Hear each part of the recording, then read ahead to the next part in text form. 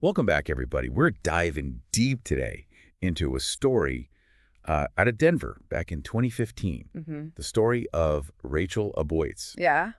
known to a lot of people as Baby Smiley. Right. And we're using this recent article on citytanner.com to kind of guide our deep dive into her life and what happened that night and really Yeah. why her case remains unsolved to this day. What's really compelling about this case is how it kind of reflects Yeah. the larger issues facing a lot of urban communities. Right. But before we kind of dive into those broader issues, let's get a sense of who Rachel was. Okay. You know, that this isn't just another nameless victim. She was a young woman, 21 years old, Right. an aspiring rapper, Wow. a mother trying to navigate a really complex and difficult environment in Denver. It's a really stark contrast, isn't it? Yeah. You have this nickname, Baby Smiley, Yeah. which kind of suggests this joy, someone who's trying to hold on to joy and happiness. Yeah. But then she's caught up in this world where violence is almost seen as inevitable.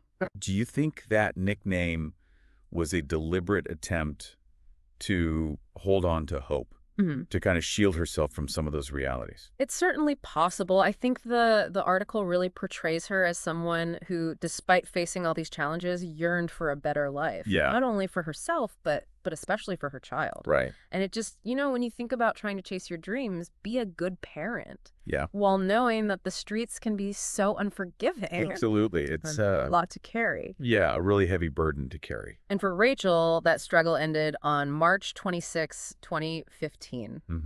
Can you take us to that night, to the Elyria Swansea neighborhood where it all happened? Yeah, so the article describes this as a drive-by shooting with Rachel sitting in a parked car. Okay. Multiple shots were fired, and she was killed right there at the scene. Wow. And Elyria Swansea at that time was dealing with a lot of gang activity, Right. drive-bys, turf wars. It created this climate of fear. Especially for those trying to kind of escape that life. Yeah.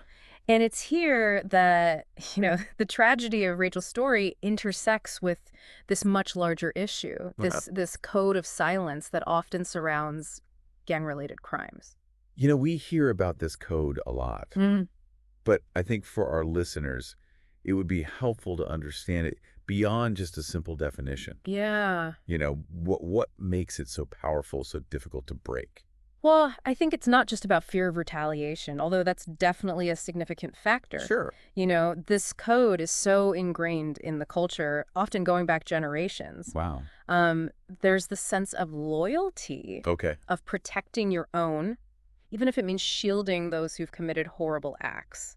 Wow. Imagine, being a witness, knowing what happened, Right. but feeling trapped Oh, yeah. between your conscience and the potential consequences of speaking out. Yeah. It's a psychological battle, I think. Absolutely. That many people in these communities face daily. Yeah. And for the investigators in Rachel's case, this code presented just an immediate obstacle. They were dealing not just with the crime itself, but a community gripped by fear. Yeah. Hesitant to cooperate. Absolutely. And the City Towner article even mentions that early on in the investigation, detectives ran into a lot of resistance.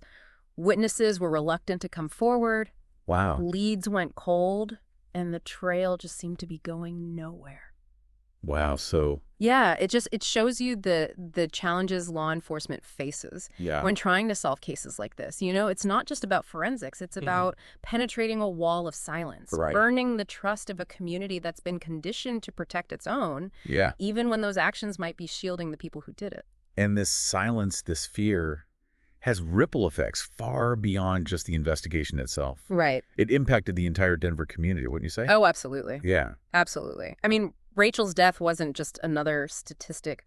It became a symbol of the violence plaguing Denver. Yeah. This stark reminder of the human cost of this ongoing conflict. And the article talks about vigils held in her honor where the community came together. Right. Not only to grieve, but to demand change. And it was during this time that Rachel's family really stepped forward, becoming vocal advocates for justice. Yeah. You know, they weren't content to just let this be another unsolved case. It's a real testament to their strength and love for Rachel. Absolutely. You know, they organized events, they spoke out against the violence, and they pleaded with anyone who knew anything to come forward. Right. They understood that breaking that code of silence was crucial, not just for their daughter's case, but for the safety of their community as a whole. It's heartbreaking, but also incredibly inspiring. Yeah. You know, it speaks to the power of turning grief into action, into a force for positive change. Absolutely. But their fight wasn't just against the silence surrounding Rachel's death. Right. It was against the kind of systemic issues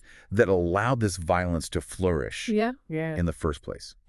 And this is where I think that the City Towner article provides some really insightful context. Okay. It talks about the rise of gang activity in Denver, particularly in the early 2010s. Okay. And Elyria, Swansea, where Rachel was killed, became kind of a focal point for this surge. Wow. You know, with drive-by shootings and turf wars becoming tragically commonplace. Yeah, the article even goes deeper, talking about specific tactics used by Denver's gangs. You know, they were known for example, using stolen vehicles in drive-by shootings. Right. Making it even harder for law enforcement to trace the perpetrators. Right. It wasn't just random violence. Yeah. There was this calculated, chilling methodology behind it. So what was Denver's response to this escalating gang violence? Were there any effective strategies employed to combat this?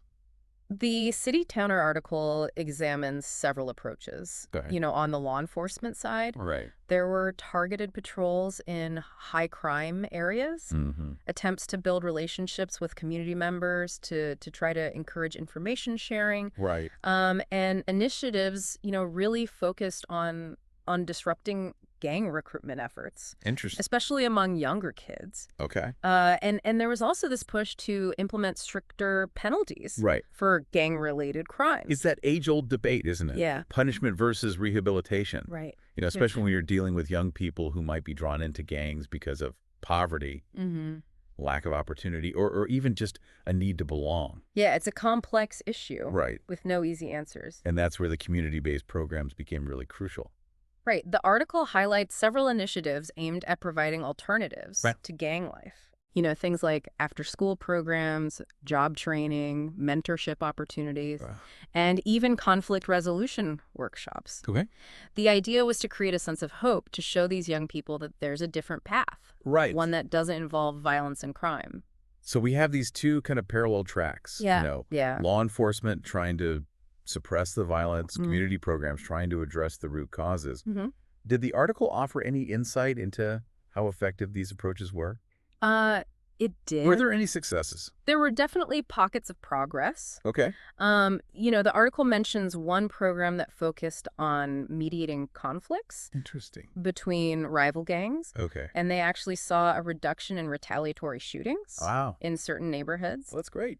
They also highlighted a job training initiative that helped former gang members kind of reintegrate into society. Right. You know, find stable employment and really break free. That's awesome. From that cycle of crime. That's encouraging to hear. Yeah. It suggests that a multi-pronged approach, you know, combining those law enforcement efforts with community-based solutions can have a real impact. Yeah. But it also sounds like there's still a long way to go. Oh, absolutely. Yeah. Gang violence is a deeply entrenched issue. Right. And it's often interwoven with poverty, systemic inequalities, and this lack of opportunity. Right. It's a problem that requires sustained effort. Absolutely. Not just from law enforcement and community organizations, but from society as a whole. Right. And it requires us to confront some uncomfortable truths about the conditions that breed this kind of violence in the first place. It's a sobering reminder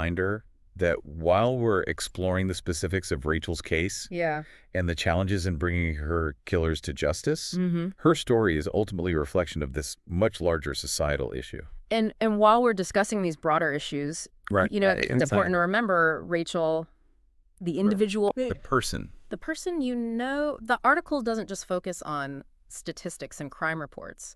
It paints a picture of a vibrant young woman with dreams and aspirations and people who loved her deeply. The article mentions her love for music, her desire to be a rapper, her close bond with her family. Those details really bring her story to life.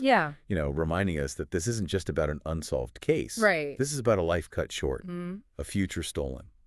And those personal details just make the ongoing lack of closure, in her case, all the more poignant. Imagine being Rachel's family, knowing that nearly a decade later, the people responsible for her death are still out there unpunished, perhaps even still involved in the very activities that led to her death. That's a thought that hangs heavy over this entire deep dive. Makes you wonder about the justice system, doesn't it? What does it say to a community when a case like this goes unsolved for so long? Well, I think it can definitely erode trust in law enforcement and the judicial process. It reinforces that feeling that some lives are just seen as less valuable. That justice is a privilege and not a right. And for families like Rachel's, it's just this constant agonizing reminder that their loved one's case has been forgotten. Relegated to a cold case file. And the article touches on that a little bit. Mentioning the emotional toll that it's taken on Rachel's family. They've spent years seeking answers, attending court hearings that lead nowhere, just clinging to that hope that someone will finally break the silence. It's a testament to their strength. Yeah. Their perseverance. Right. They haven't let the silence consume them. Mm-hmm. They've turned their grief into this platform for advocacy. Yeah, they really have. They've become a voice for other families affected by unsolved murders. Wow. Pushing for changes in how these cases are handled, right. How communities can better support those left behind. Their story, even amidst all this tragedy, offers a glimmer of hope. Mm-hmm. It shows that even in the face of these seemingly impossible obstacles, right. the human spirit is resilient. Absolutely. You know, it can endure, it can find ways to channel that pain into purpose. Mm-hmm. And it reminds us that even though Rachel's case is unsolved, her life, her story continues to have impact. You know, you're absolutely right. And the City Towner article concludes by highlighting that. Okay. You know, the lasting legacy of Rachel Aboytes. Yeah. Her family continues to organize events in her memory. Mm-hmm. They're raising awareness about gang violence, advocating for victims' rights. That's amazing. And working to create opportunities for young people. Wow. In these underserved communities. Right.